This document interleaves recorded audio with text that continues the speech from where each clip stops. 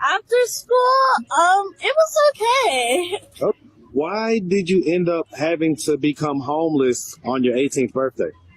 I don't know, man. Well, I mean, okay, so what? It was my 18th birthday, and according to law, on your 18th birthday, you are now considered an adult and you gotta get out. Well, you don't have to get out. A lot of 18-year-olds live with their parents. I mean, yeah, but... So let me ask you this. Do your parents know that you're homeless? Yeah, I mean... They do? I mean, yeah, they were the ones who dropped me to the homeless shelter, so... These are your biological parents? No? Okay, these are your adopted parents? Yeah. Okay, so they adopted you and your brother? Yeah. What age? Do you remember what age you was adopted at? 4. 4? Yeah. So do you remember life before you were adopted? Yeah, I was, let's just say, spoiled. I was really freaking spoiled. Why would your adopted parents drop you off at the shelter thousands of miles away, or hundreds or whatever? Hey, it's a good place to get a job, bruh. Like, literally, you can get a job here. Did you ask to come here? I mean... Or did they just bring you here? Not really. They questioned me about it. They were like, where would you want to go in life? And I was like, making a fantasy estimated guess because I thought they were joking. I was like, oh, London, Atlanta, Great Britain, I don't know. Then next thing you know, I have a suitcase and we're packing in a rush to come to Atlanta. So, like... How did that make you feel? I was nervous and scared, but at the same time, I was really sad. Like, really, really sad. Like, on my 18th birthday, we couldn't even celebrate. Like, have you spoken to them since? yeah, I always contact them. They never really contact me back. I don't know their phone number or their email. I just contact a friend who's close to my biological parents since she was with me since I was a baby. I usually contact her, but she doesn't really contact back, which is awkward. So yeah. All right, so listen, miss, if anybody out there wanted to reach out, help, or donate, do you have a way they could do that? Do you have social media, Cash App, anything like that? Yeah. I don't know how to use Cash App though. Well, do you have one? Yeah. What is it? We'll talk after the video. I'll show you how to use it, but something tells me people are gonna be kind of concerned about this particular interview. All right, so we got your Cash App right here.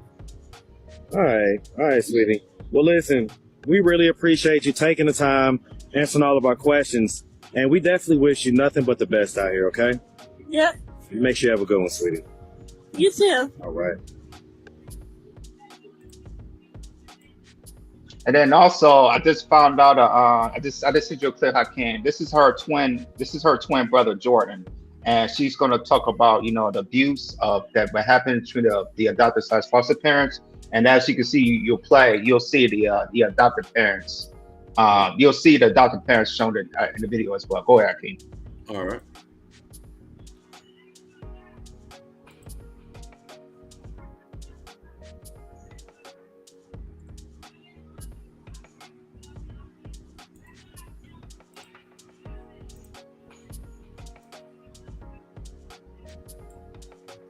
She just kept beating me and stuff, right?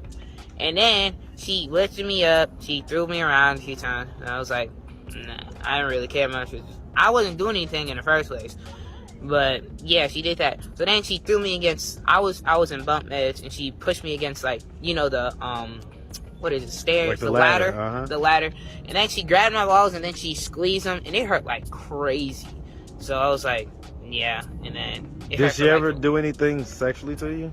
Nah, it was just, I don't know. She really didn't like me, so, yeah.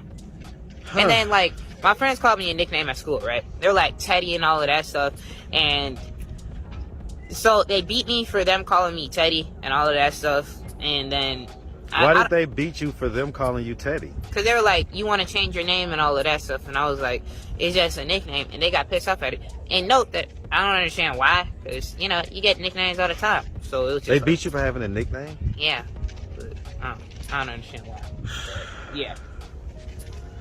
All right, man. So, okay. All right. Did you get a chance to see any of your sister's interviews? Oh, I did. I did see my sister's interview. So you saw one of them or all of them? I saw one of them because I didn't even know what was going on, and I literally got in contact with my sister, and my aunt, she yelled at me and all of that stuff about the interview. I didn't even know what was going on. I was trying to find my sister at the time too. Your aunt yelled at you? Well, she didn't yell at me. She was just concerned about. Yeah, she called me up and she so was like, what was you guys' relationship with this particular aunt? Because they talked about her in the other interview as well. So do y'all have a good relationship with her, or what was the deal with that? Okay, so you know how I told you that my family they said we didn't deserve their family. They isolated you guys. Yeah, so really I didn't know my aunt as much. We barely saw each other. And because I barely, the only aunt that I saw majority of the time was my aunt Titi, Aunt Rolanda, and then my grandma. And even then I only saw her like 5 times. In your whole life? Yeah, because really we didn't go out, see him as much, and I don't know. And I also want to ask something before I'm gonna pass to you guys. So the Cash App y'all saw in the first video, it's been suspected that it's been shared across social media to help the girl, and they're saying it's been exploited and she is allegedly unreachable by her phone. So for now, people are being asked not to send her money while they search for Jamiya's in full swing. The black women only account for 50% of the United States population. They made up over 1/3 of 268,884 women reported missing since 2020, according to the National Crime Information Center. And for them, however, they may never receive media coverage, which would be like it could be national news or even local news. They're not receiving media coverage to find them and to bring them home to their families. So it's a lot of trafficking going on in the United States. And the thing is, for black women, there's no media coverage for them. You barely see media coverage from them.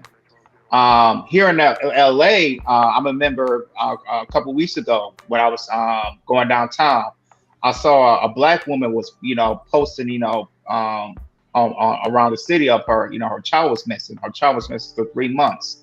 And the thing is, when I saw that, I asked her, I remember I asked her one thing. It's like, does any media coverage, are you going to the news media coverage? She said, nobody want to do that.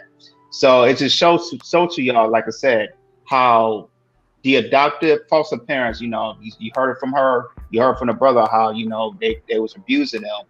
And then after that, they sent them off after that. So I'm gonna pass it to you guys, what y'all think about the story, how you feel about the story, how you feel about, how, black women, black teens are not getting media coverage like they should with every other race of teens. Go ahead, fellas.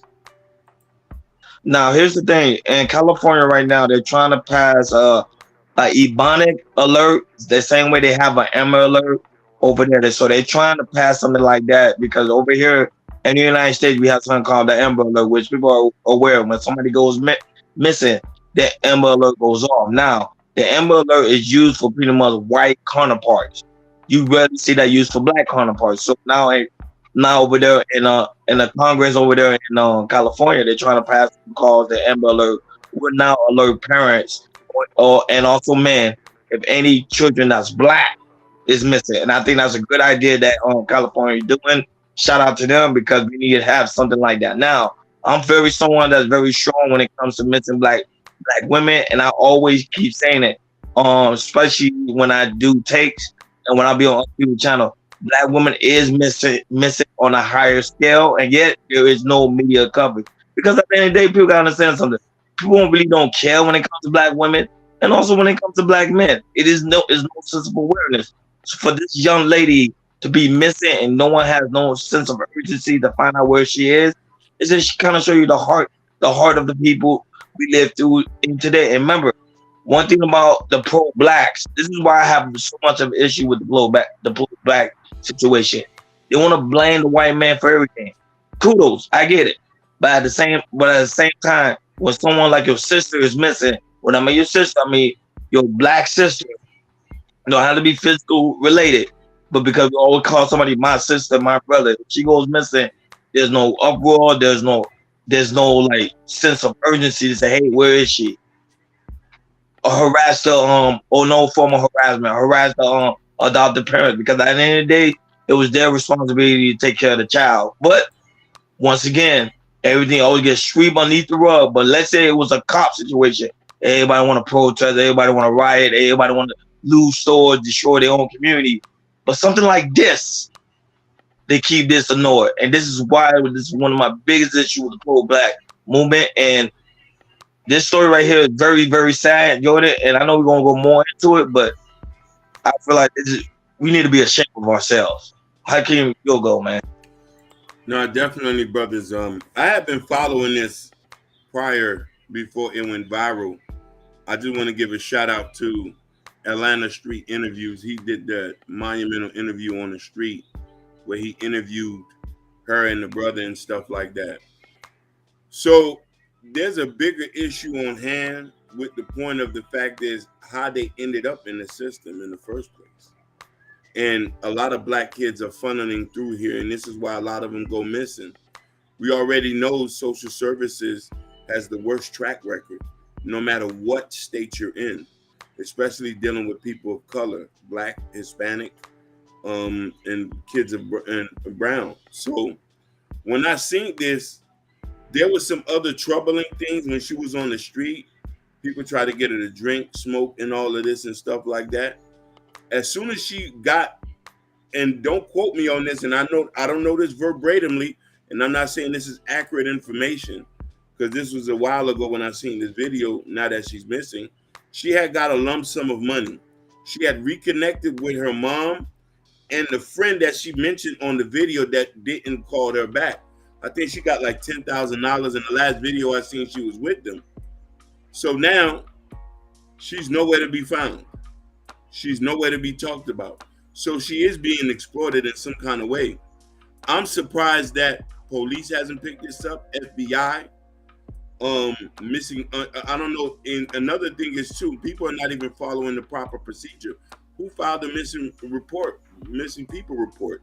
I didn't hear nothing about that either. So this is what's so troubling about this situation, but it also goes into a deeper issue about the black experience in America and what we go through as far as like how we handle our own people. I would want to talk to her mother. How did you lose custody of twins?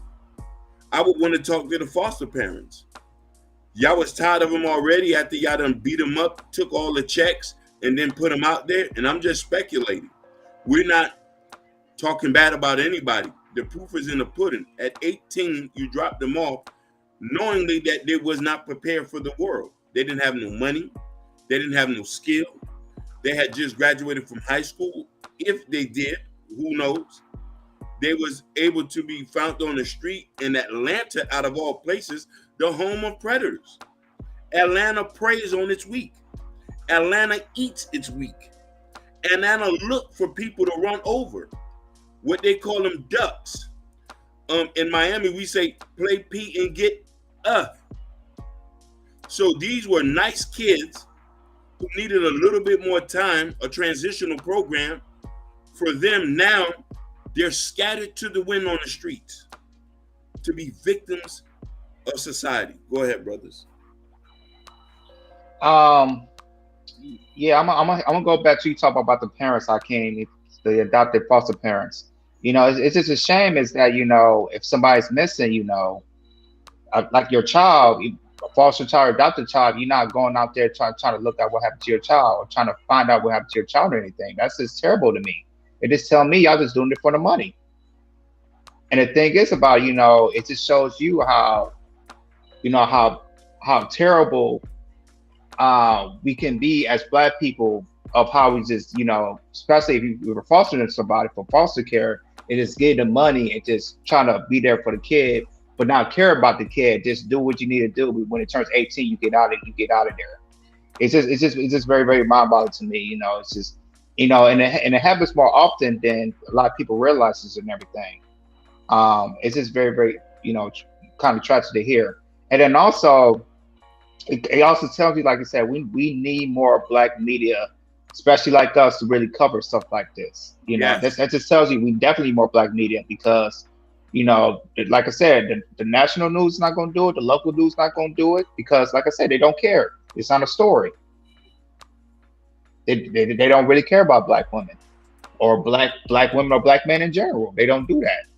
So we definitely, if you want to find our kids, we definitely need to bring, work on Black media, and always put something on and say, hey, this somebody missing in this city, somebody's missing in this state, I know California is doing their own alert, and I feel like, as us as Black people, we need to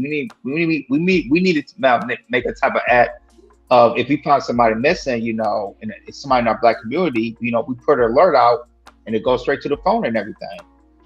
I think that's something that we need to address, something that we need to work on, and something we need to address too. Because, like I said, it should not be this way, but unfortunately, it is this way. This is how Black women are treated, all over America, especially our young Black kids. I mean, hopefully, more Black people who's on, social media keep pushing it out.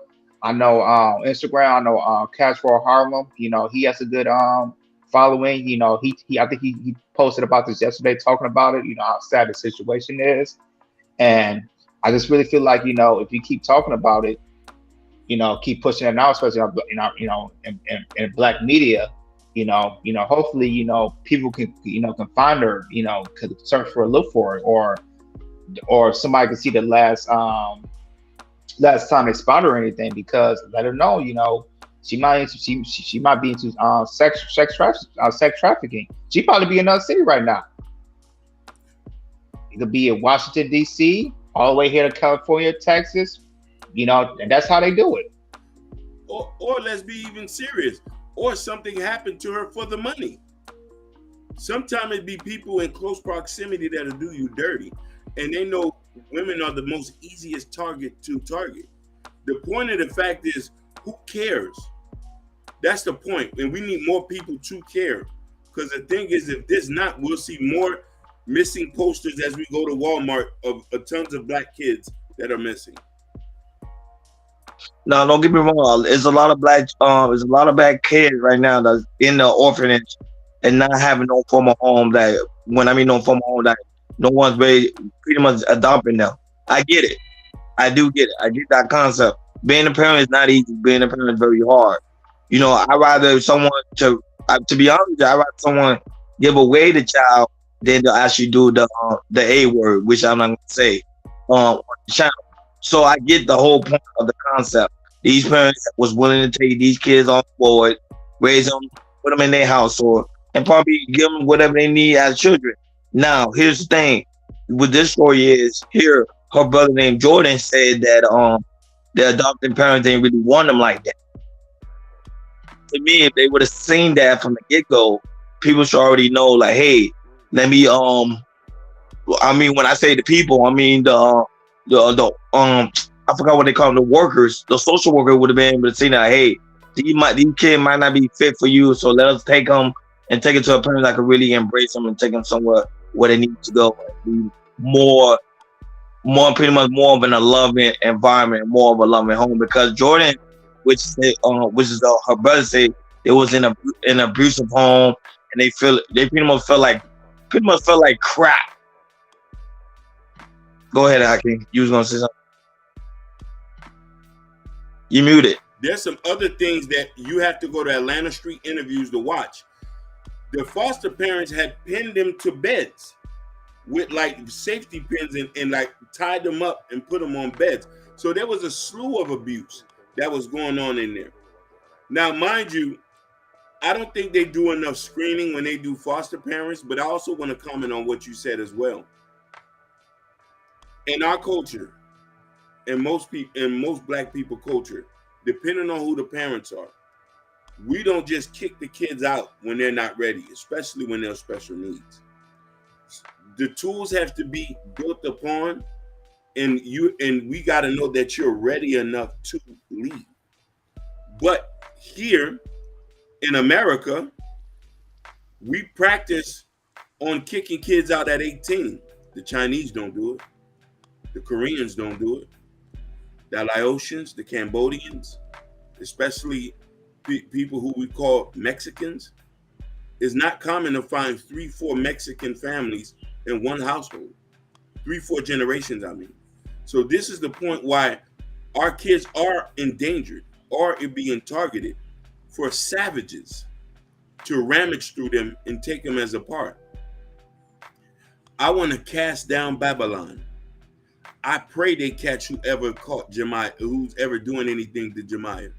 And I pray to God that if it was up to me, I would love to be in a battle to the battle to the D, in a caged ring to beat whoever did this to a bloody pope.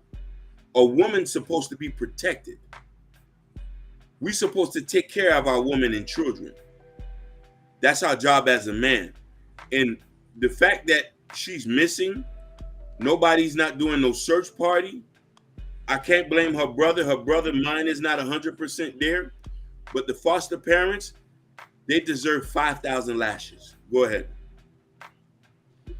Sure, they need more than that. Hakeem. They to me, they need to be put in jail. Under the jail.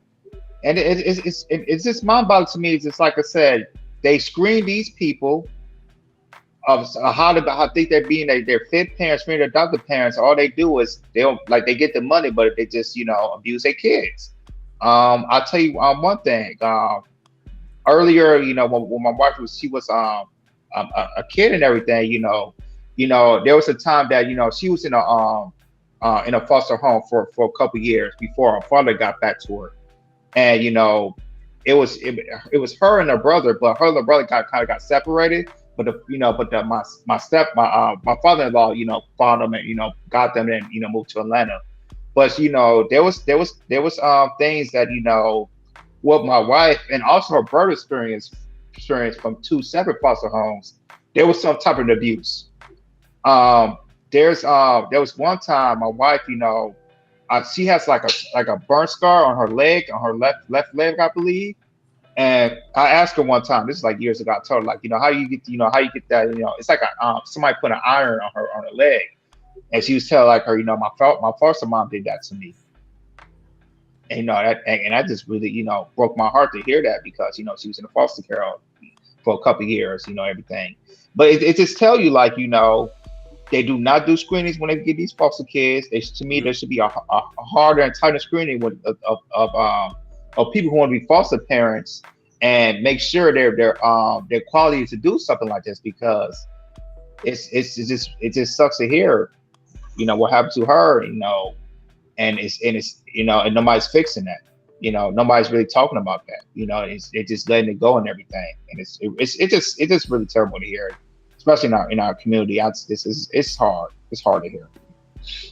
No, it's a serious thing. That's why I say this one right here, I'm not really joking around with, because I do research about this all the time, and that's why I say I'm one of the men that really take this to heart, because at the same time, other communities do that for their women.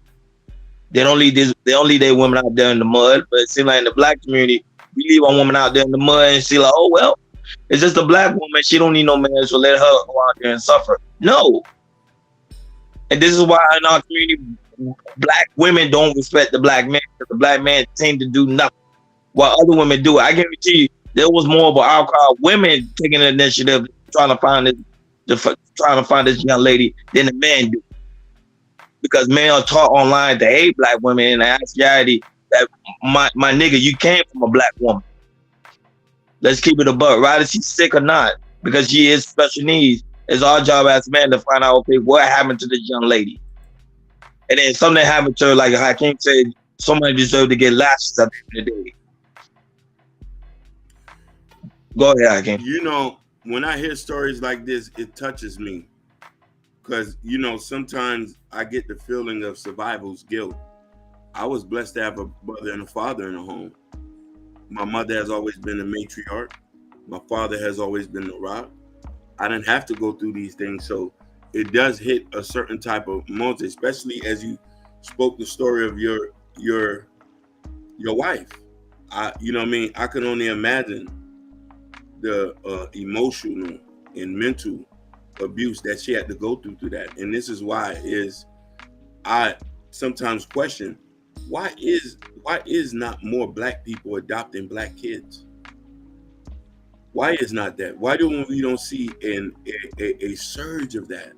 A surge, because Hakeem, we don't really want to have kids. It's all talk games, man. Like Kaepernick, when he said something about his white parents, I'm like, dude, at least somebody's willing to take you into the home and take care of you as their family, my dude. And the thing is about it, before you go out, King, it's like it's a lot more white parents adopt more black kids than they do their own race. There are sometimes a black kid from another country, especially in Africa. Look at Madonna. Facts. I can name a few. Madonna and Angelina Jolie. Yeah, Go ahead, King. And it's so funny because I've seen a couple of people on TikTok who are black who'd adopted white kids. And that troubled me for a little minute. You know what I mean? There was just one black guy who adopted 3 white kids.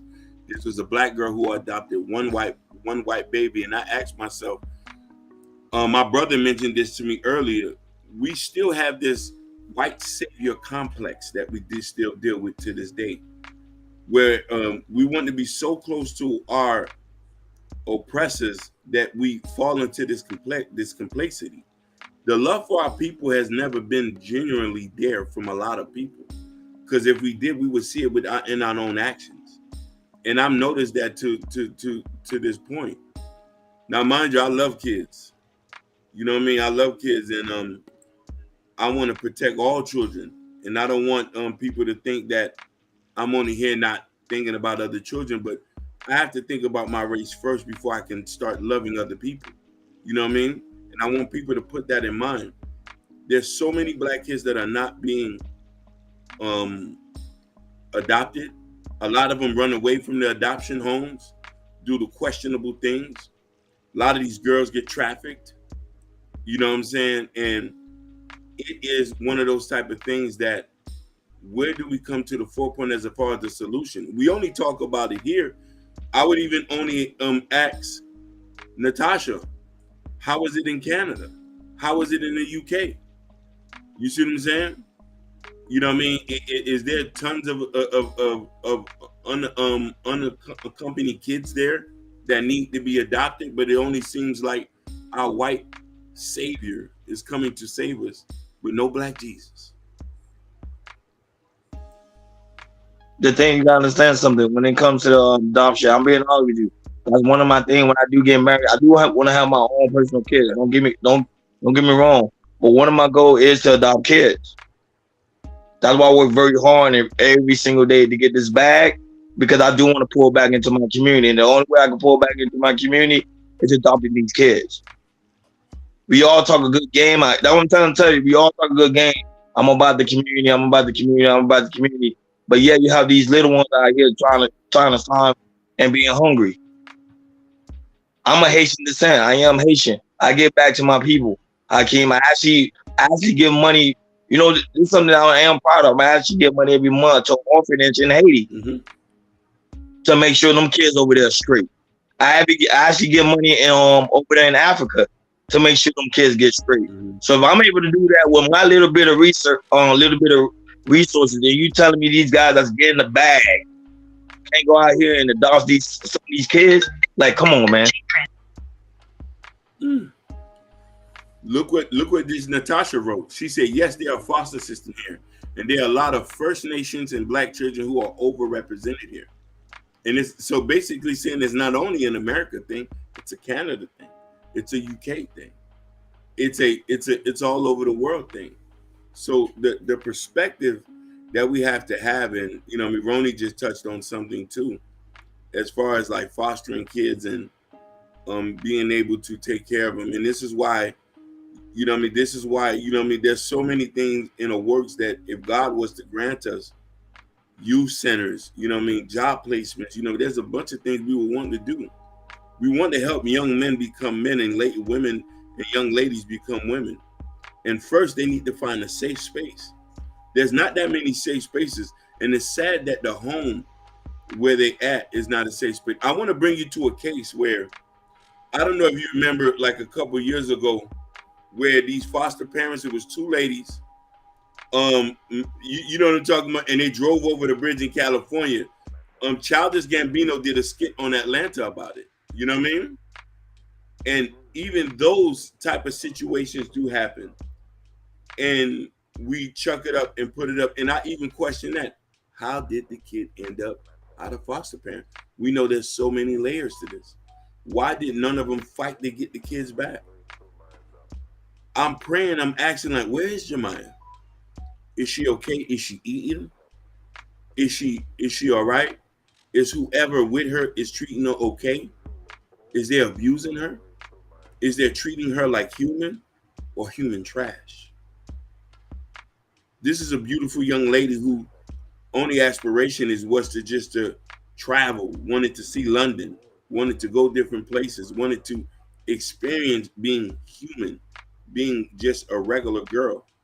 But due to grown-up problems, she fell victim to that. Yeah, Kim, you right about that. And then there's sometimes like, we go into like, middle school and high school that, it might be, 25, kids in there, but out of those 20, 25 kids, it might be, you see 2, 3, or 4, who might be, being adopted or, or with a foster parent. Yep. Not knowing, they might come in with a smile and everything, but when they go back home, they're getting abused. Verbally or or physically, they're getting abused. And then sometimes you might see something, there might be a bruise or a scar somewhere, and you ask them about how they get their scar. They say, oh, I tripped or fell, something like that. They didn't want to they don't want to tell them they're getting abused at home or anything like that. And it happens a lot. It really, really happens a lot. I just feel like when our kids are growing up, I feel like there should be more. I know that's the thing. I don't know why we don't have therapists in our schools. We need therapists in our schools. Badly. Badly, exactly. Badly. Yes. Listen, every kid needs to have an evaluation the first day of school. We need to just have a talk, but this is something that we have to do for ourselves and not depend on the system. And that's the issue that was going on now. But here's the biggest issue too. A lot of this stuff can be prevented if people would stop the notion of minding my own business. That's our biggest problem in our community. We could be next door.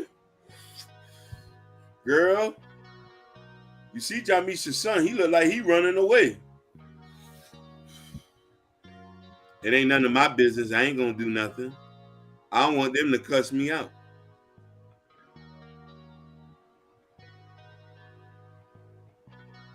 Why do we take this approach? What are we scared about? I've always been an advocate.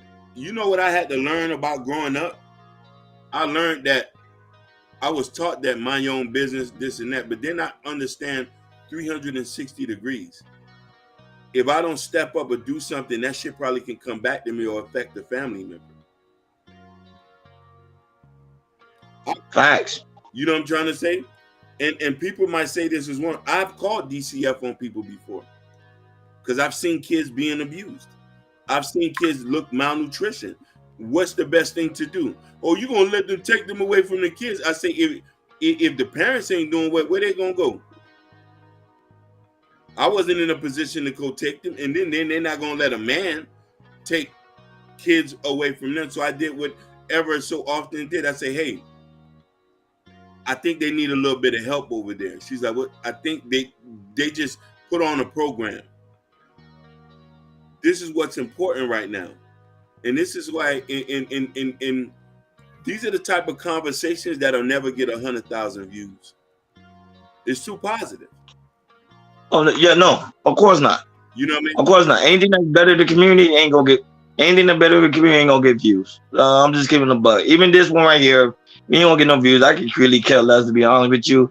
Along with the awareness is out there and people are aware. Because out of 100,000 views, if you get one person to watch and say, you know what, let me do something. To me, that's good enough. I really don't really care too much about the numbers, because this is something that's really, really important, especially for our community. And Hakeem, you make a good point. This is why one thing I like about the white community. Anything that happen in the white community, they're gonna let you know what's going on. I used to live in an area where everybody's always peeking in the corner, who's coming in and who's coming out. That's good. In the black community, they can care less who comes in and who comes out. And that's the issue right there. Go ahead, Jordan. Hey, Ronnie, you 100% facts about that. You know, we'll just let anything happen, and like I say, in our black community, we just like negative stuff, and I never get that. I have never get that, like how we like negative stuff. You know, we praise like do negative stuff. You know, it is that's why we're just in our race we're just the lowest ladder, because we don't value ourselves. That's the thing, we don't value ourselves as black people, and that's the problem right there. If we don't value ourselves, it's gonna be like how it is right now. We need to gotta find a way to value ourselves as black people, have a high standard for ourselves, which we don't have any standards on ourselves. We don't give a damn about what we do. We have no standards, we have no value for ourselves. And that's why, year by year, we can say that the black community is crumbling, because it's usually this, it's not nothing new, it'll be the same thing over and over and over again. And then when we talk positive about it, you're not gonna get any views, or they don't care. I want to touch on this. Natasha said, minding your business is often reflected after something has happened, but it's more helpful to be proactive before anything happens. Go buy your neighbor a pie, invite them to barbecue. Short story, she said, know your neighbors and build a community. This was something that we practiced in the 80s, the 70s, the 60s. Everybody on one street knew each other. If your dad worked at the steel mill, your uncles worked at the steel mill, your next door neighbors worked at the steel mill. You went to schools with their kids. You knew this. So she is 100% right. I lived on this block where I lived on for 20 years. I still don't know who my neighbors are. I don't know them. Because you want to know why? This is another perception about black people that we have an issue with. Sometimes it feels like it's weird to go door to door. Hey, I'm your neighbor down the street. How y'all doing? Some people might look at that as being weird. You know what I'm trying to say? And to be that, but she is very right about being proactive. And proactive in a way is you need to stop it before it becomes a cancer. Because that cancer can come to your home as well. I want to shout out to Jabari. He said, I appreciate y'all being true to yourselves. These conversations need to be definitely. I want to touch on something, and I'm going to let you go, that Jordan touched on earlier. He said a bunch of creators who's been touching on this topic, and I've been looking on this topic too before we got on here, they barely got 5 views. They barely got 1,000 subscribers. I'm saying, of course, you're not gonna get the views, man, because people out there, they want a way of escape. I get it. I get it. It's YouTube. You coming from work, you had a hard day at work. You pretty much, some of these people, Hakeem, like I always say, some of these people need to sit on somebody's couch. Like, some of these people online are sick. So I get it. They want to get a way of escape. They don't want to hear talking like this, like a black woman is missing. Because hell, their sister's probably missing. Nobody cares about their sister. So I get it. But at the same time, we as a community, if we want to change, these conversations need to be had, like Jabari said. It's a fact. We need to have these conversations. That's the only way things will change. Go ahead. People claim there's no black media. There's tons of them. We're just overshadowed. Yeah. There's tons of them. And I also want to give a props to Anton as well. He covers a lot of material too. That I'm a subscriber as well. And he does financial news. He talks about stuff that happens in the community and stuff like that. Plus, he gives a different conservative perspective. And that's another thing too. As black people, we have an issue with conservative thinkers. And you know what I mean? Because 90% of us are liberals. We can't all be the same as far as trying to handle one issue. We have to come at it from a different perspective. You know what I mean? And this is what is true to us as people. You know what I mean? And the thing about that, Hakeem, um, 30, 40, 50 years ago, we was top of being conservative because we believed in family. Mhm. 2023, we're like I said, black people's were majority are liberals, and now you see, like I said, we haven't, we don't believe in the family no more. We don't believe in religion no more. We don't believe, it's just a whole lot, yo. We don't believe in, like I said, the family unit, the religion, and that's why we see a lot of kids, kids coming out, having kids out of wedlock and everything, you know, of marriage. Like I said, a lot of black people don't believe in marriage no more. Nope. Like I said, we rarely know people that we know or around our cities, Miami, LA, that a lot of people, black people, they're not really married like that. It just tells you right there. And And this is the hard truth. The par- the black community gotta understand something. If you don't have the sense of mindset to take care of these kids, stop having kids. Stop allowing your kids to be in the system. If you're not ready to have kids, you're not prepared for it. Stop having the kids. And these men too. Some of these men need to have a vasectomy because they want to say, "I don't want to use a condom." Go get us a vasectomy because at the end of the day, you are polluting the community with your bad behavior. I'm just giving it the buck. And me and Hakeem, we grown men. We don't have any kids yet. Prime example tell you that we're very responsible. Be responsible. If you don't want your kid to be in a foster home or be in the system, you gotta start thinking like, oh, stop lying to these women. There is some men that lie to these women, like, baby, I'm gonna take care of you. And no goddamn well you're not gonna take care of no woman. And the thing about this, and the thing is, our black community, they'll use that, especially the black women, when you hear Ronnie or Hakeem don't have no kids and y'all over 34, 35, they're gonna say, oh, are you gay? yep, What is wrong with you? something must be wrong with you. Exactly. You might not be Man, right. I give two fucks. You get what I'm saying? I give two fucks what the people think anyway. That's you already know I'm a free thinker, so I don't give two fucks what they say anyway. Because at the end of the day, I'm not gonna put my kids in harm's way or in the system. Uh, And no, damn when I don't love this woman. Go ahead. You're 100% right. Now, I want to touch on that. And we need to normalize marriage because marriage is the only way where we could prevent a lot of these problems here. And for us, like me, Ronnie, and Jordan's already married. So he's already proven that it's real, it's efficient, and it's serious. I chose not to have kids because I want to be married and have children. I want to do it the right way. I want to do it the way my parents has done it, my cousins, my brothers. I need to find a woman. And the reason why we waited so long is I need to be able to bring a lot more to the table because I know what my job is as a man. And a lot of women need to recognize men who are willing to put in work instead of having kids before the marriage. Sometimes we know some things happen. Nobody's pointing fingers at nobody. But it's too many situations going on with these kids that we need to protect. And a lot of this can be protected by implementing a system as far as, hey, marry before you carry. Talk to your pastor. Why your parents are not involved. You feel me? The Indian families, their parents are involved from the beginning of the marriage to the birth and to the death. Same thing with the Koreans, the Chinese who speak Cantonese and Mandarin. I always bring this because a lot of us idolize a lot of other cultures, but we never take on what they do. We never look at how their marriages are intact in that. If we had a sense of grips of understanding of why they're like that and what's the basis behind that, black people in general would be better off. You're right about that, Hakeem. And we see like a black, like a strong black family, like I have, like on both sides of my family. And then I'm coming out in Miami or LA or other cities. to me, I don't see a lot of strong black families like that. It is a rarity to see something like that.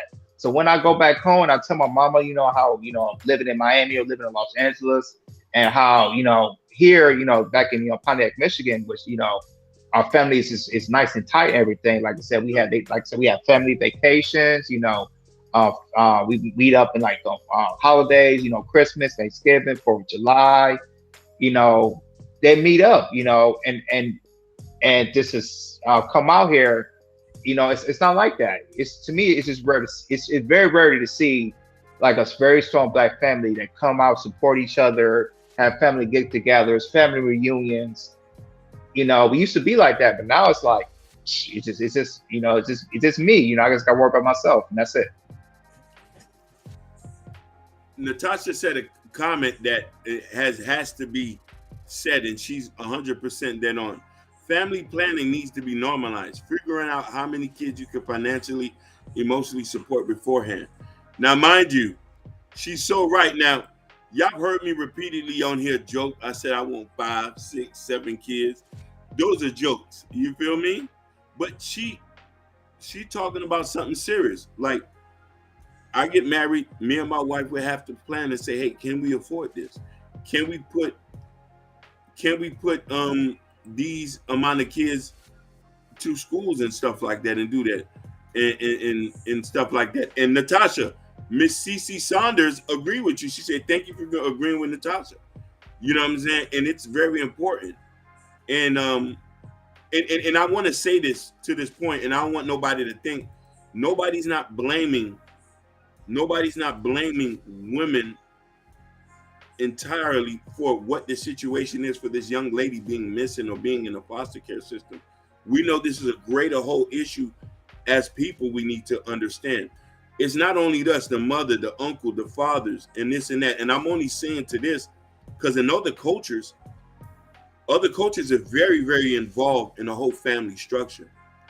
You know what I mean? There's a show here on YouTube you can go see. It's based in Nigeria. It's an African court where these two people, if a couple has a dispute and it's about the school fees and the upkeep of the children, the judge asks, have you had a family meeting yet?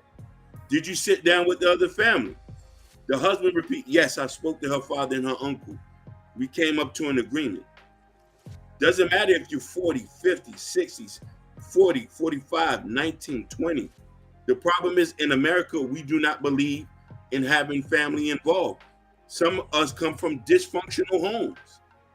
And that still doesn't mean that you do not try to practice being family oriented or being a part of some type of system or getting group of friends to create that system of a family. You know what I mean?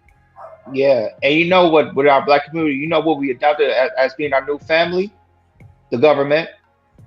Yes. Section 8, food stamps, Medicaid, all that. That's what we adopted. We adopted our government. That's our family now. They're gonna take care of me. Not the man no more. It's the government. To be honest, Jordan, I don't have to be honest with you, Jordan. I really don't have a problem with that anymore. Before it used to bother me, but now I get it because a lot of these men ain't doing responsibility anyway. Men today say I want a woman to take care of me anyway. So hey, I'm glad the government at least doing their job taking care of these women out here. Because there was a story of a woman in Atlanta who recently just got scammed for trying to buy a house for her kids.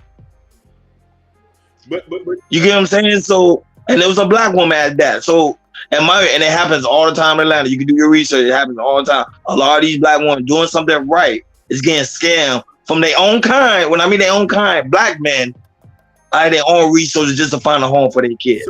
So I'm gonna agree and disagree with you.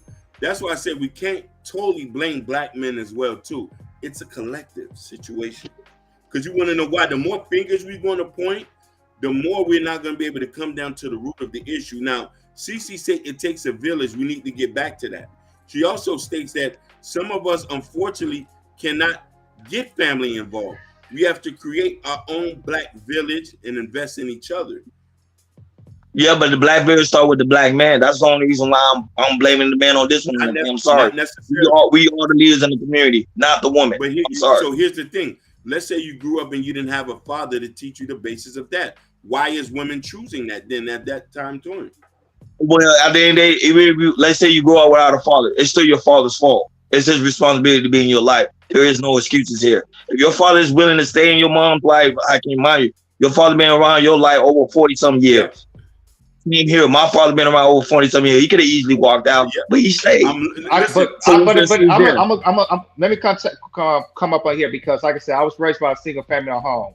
My dad, he didn't do his, like I said, I admit, my dad, he didn't do what he was supposed to do with me. But the thing about it is, the thing is, you have to forgive from that. Even though me and my father's not talking, I don't hate my father for not being there. You know, I don't shame her or guilt him anything because he already knows what he did. Now, for that is, you know, you did what you did.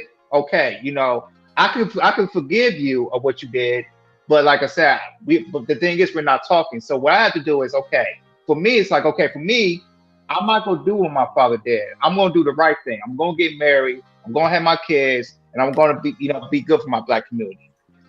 Even though, like I said, So I agree to a certain extent about that, Ronnie. But the thing is about it, it's like, okay, cool. We just have to develop, like, especially our black kids who's being in a single parent household, and make sure in our community, which is a village, we can, you know, a father figure can build that from him. Because that's kind of helped me out of father figures, you know, my uncles, my granddads, and everything. They helped me build that, and also, you know, my a late father of mine who died, you know, back in 2005. You know, his name is Dale Smith. You know, I have his middle name and everything. You know, he did a lot more things than my father could. Um, you know, I used to have envy because of that, but it's like, now it's like, you know what? I can't be mad at my father forever and ever. You know, I just have to find forgiveness and just leave it alone, and just say, hey, you know, if my dad couldn't do it, but like I said, I'm gonna be different from my father. You know, I'm gonna do I needs to be done for me, and also, you know, for my wife and for my black community, because I was raised in a strong family. And no, but I agree. This is my thing, Jordan. Mhm. The thing is, man uses the excuse a lot. The woman pushed me out of the home. The woman, the courts, they use any excuse in the world, but like, Ronnie, you don't understand because the court situation. I say, at the end of the day, those are your kids, my dude. Those are your kids. And who cares about the courts? You take your court, take the child support, take the money. At the end of the day, you're not gonna take me away from my kids. And this is why the problem is with the system today. A lot of people say, well, the court's telling me I gotta pay $1,500 a month. I'm gone. You got my money every month. No, because at the end of the day, the kids still get affected. Money don't bring healing, bro. The father do. And I'm gonna say this But go too. ahead. And that's just tell me, it's like you say, either, you know, to the guys, like I said, you shouldn't have not kids. You shouldn't have kids with that woman. You know, you should have chose correctly, because if you're gonna have Facts, Jordan. if you're gonna have kids, you're just gonna sleep around and have kids. You gonna have kids with any type of woman, and you're gonna have a kid, and you found out, you know, the mother, she acts a certain type of way. That's your fault, because you didn't put no condom on, you didn't vet her properly, and now you having to, you know, you have to go pay it. Now Now you talking. you having the kids come out, then the mother's acting totally like 180 on you, because you didn't do the proper vetting that you should do, or you didn't vet her as being a wife. You just having sex, you know, uncontrollably, and just having sex and here and there all the time. So don't give a damn. But the thing is, it's karma. It's always gonna come back to you. And then when it comes back to you, you say, oh, I can't do this and that. The thing is, it's like we hear this story over time and time from that man, but sometimes, you know, we think like sex. We think of like having sex can cure anything, you know, because it feels good. But end of the day, we have a kid by a chick, and then the chick does 180. It's your fault, because you should have vet her. You shouldn't have had a one night stand, or, you know, having sex without using the condom. Like I said, back in the day, we used to, you know, back in the 90s, I remember commercials always, we used to say, wrap it up. Wrap it up. You see that commercial come in, like every time commercial comes out, you see it like on MTV, BET, like wrap it up. Now, 2023, we don't hear that no more. We don't tell our men to wrap it up or practice safe sex. We don't say anything. They just go and have sex with no condom, and that's it. Hey, I did a reaction about a young girl on the video who gave a guy an incurable disease in a bathroom stall, and this was at a beach festival. And so you're 100% right. So I just want to touch on these comments. Muhammad said this is war. Sister Sota said that in the 90s. Enough is enough. You got to take what you want after a certain point. This is why the book is called The Crisis of the Negro Intellectual by Harold Cruz.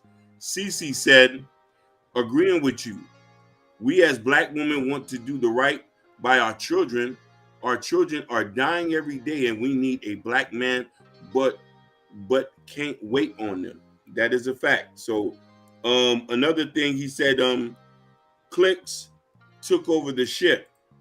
And this is something that Muhammad says. Hakeem told me to fight through my problems the other day. To my surprise, it's working better than I thought.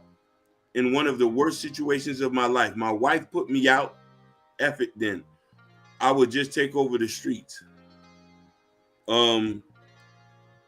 He says, what great men in history asked his wife for permission to conquer? Napoleon. Facts. Shaka Zulu. Fact. That's what I'm telling you. Clarence 13. All these men fight and took over their environment. Preach. That's what I'm telling you. You know what we're supposed to do. We ain't supposed to let no woman take control. Now I understand the simple fact. Some women out here are doing a great job raising these kids alone. However, as a man, it's your responsibility to be in your kid's life. You never allow a woman to take you away from your kids. Hell no. Preach, Muhammad. That's what I'm telling you. Facts. No, definitely. And you want to know something? I've been knowing him for quite some time, and we still shopping still. And here's the thing.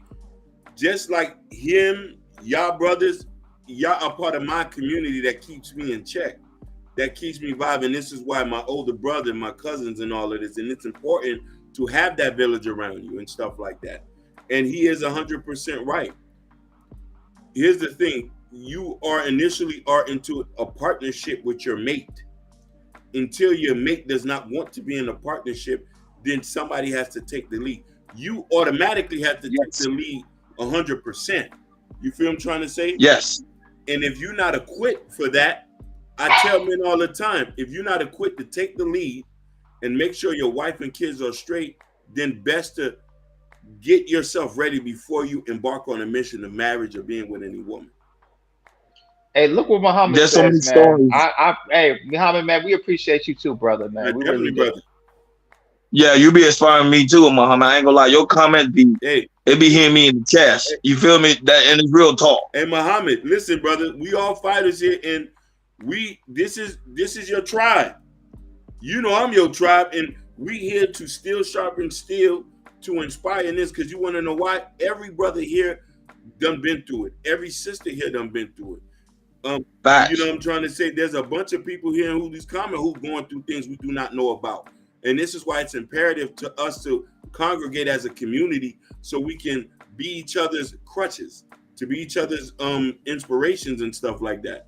You know what I mean? To say that, hey, don't worry, you're down right now, but it's going to be okay. Them kids and the foster kids, they don't got that.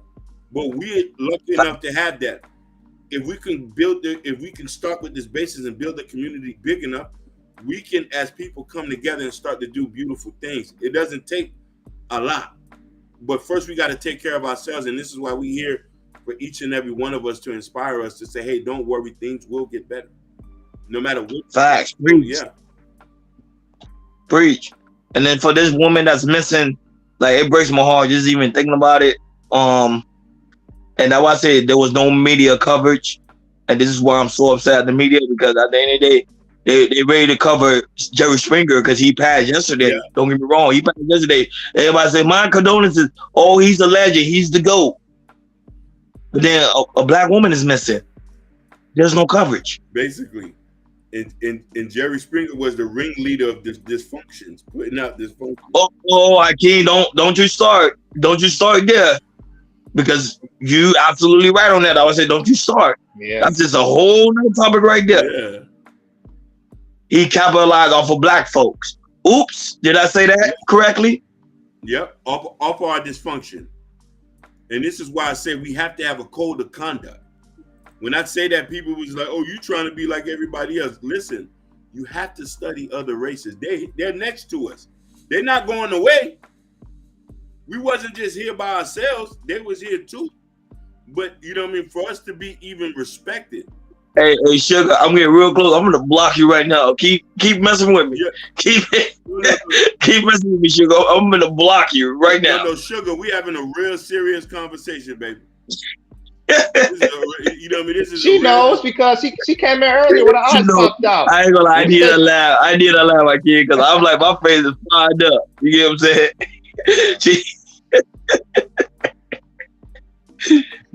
Hey, what's going on, Ruth? Hey, Bruce, welcome.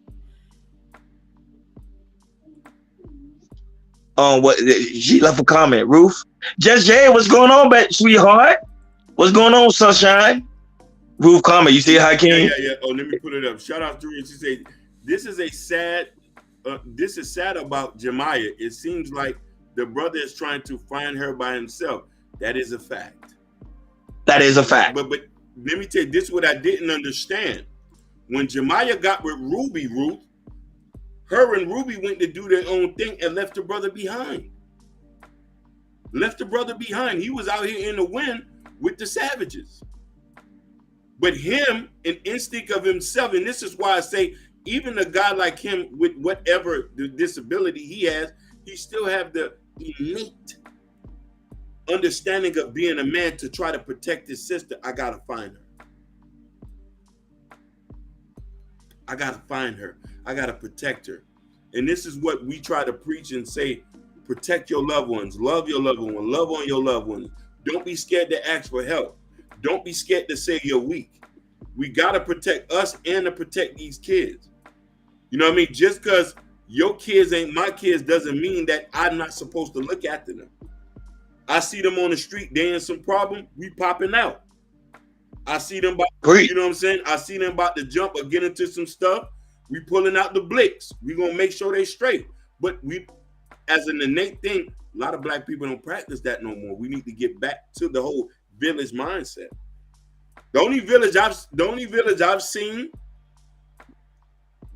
besides the Africans, I'm saying like a model here in America that I've seen that's intact, that has not been tampered with.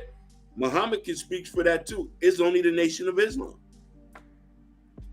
They have a code of conduct. They're serious about marriage.